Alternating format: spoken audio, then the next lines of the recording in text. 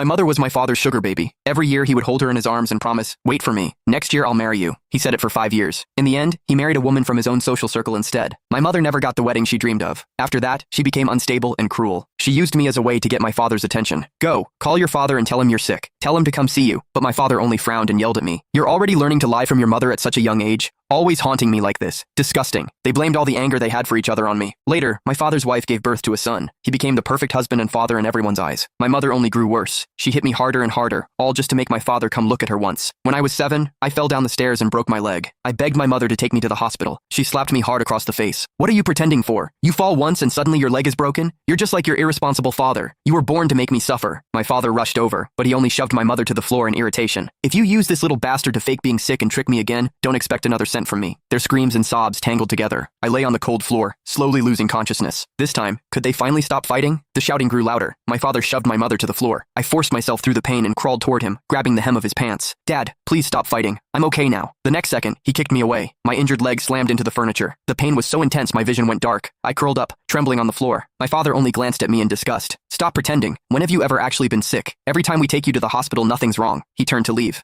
My mother grabbed him with both hands. "What is that supposed to mean? He's your son too. You're really going to walk away and leave him?" My father yanked himself free. "You've taught this kid to do nothing but lie. He's exactly like you. Disgusting." My mother froze, a wild look flickering in her eyes. "Exactly like me? Weren't you the one who lied first? You kept saying you were going to marry me. If you hadn't promised me that, I never would have given birth to this child. Since you don't care about him, I won't either." My father shook his head indifferently. "Fine by me. I don't want him anyway." My heart clenched. Dragging my leg, I crawled back to him. "Dad, please want me. I'll be good. I don't eat much. I won't cause any trouble." For once, my father looked down at me. Maybe I looked too pitiful, or too much like him. For a moment, a trace of pity flickered in his eyes. He rubbed my head. "Don't learn from your mother anymore, but I have to go home and cook something nice for your little brother today. I can't stay with you." Before I could speak, he left. My mother collapsed on the floor, sobbing. When she finally stood up, she looked at me once, and walked away without hesitation. "Since even you can't make your father stay, you're useless to me too," she muttered. My instinct to survive made me want to grab her, but seeing her walk away without looking back, I lowered my hand in despair. The pain in my leg grew worse, tears streaming down my face, blurring my mind until I lost consciousness. "It hurt so much, Dad. I really wasn't lying to you." Slowly, the pain vanished. I tried to move my leg. To my shock, it actually moved.